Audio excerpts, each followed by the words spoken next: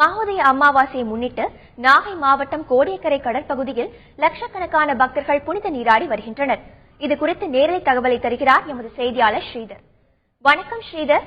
27 ஆண்டுகளுக்கு பிறகு இந்த ஆண்டு மகோதய அமாவாசை சிறப்பு வாய்ந்ததாக கருதப்படுது. அது குறித்து சொல்லுங்க.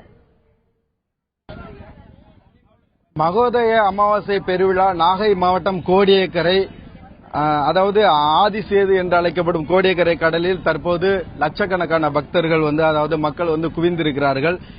குறிப்பாக இந்த பகுதியில் கூடியிருக்கிற அந்த மக்கள் தங்களது முன்னோர்களுக்கு தர்ப்பணம் செய்து வருகிறார்கள். இதற்காக பல்வேறு மாவட்டங்களில் இருந்து வந்திருக்கிறார்கள்.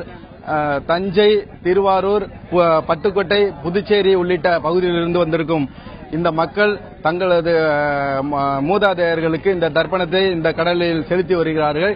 இந்த கடலில் செலுத்திய பின்னர், இந்த தர்ப்பணம் செலுத்திய பின்னர் வேதாரண்யத்தில் உள்ள வேதாரண்யேஸ்வரர் ஆலயத்திற்கு சென்று அந்த குளத்திலும் புனித நீராடி அதன் பின்னர் அந்த ஆலயத்தில் உள்ள சிவனை தரிசித்து தங்களது முன்னோர்களோட ஆத்மா சாந்தி அடைய அங்கும் அவர்கள் வேண்டிக் கொள்கிறார்கள். அதே போல இந்த நாட்கள் என்பது ஒரு 5 நட்சத்திரமும் திதியும் சேர்ந்து வருவதால் இது மிக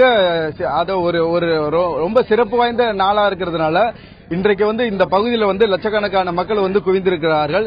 இதற்காக இந்த பகுதியில் அதாவது பாதுகாப்பு ஏற்பாடுகளும் பயண ஏற்பாடுகளையும் நாகை மாவட்ட காவல்துறை கண்காணிப்பாளர் தலைமையில் 2500க்கும் மேற்பட்ட போலீசார் இந்த பகுதியில் குவிக்கப்பட்டிருக்கிறார்கள். அதே போல இந்த கடலில் புனித நீராடும் மக்கள் எந்தவித தொந்தரவுக்கும் ஆளாகக்கூடாது என்பதற்காக பாதுகாப்பு பணியில் அங்கு ஏராளமான போலீசாரும் தீயணைப்பு துறையினரும் அந்த பகுதியில் பாதுகாப்பு பணியில் ஈடுபடுத்தப்பட்டுள்ளனர்.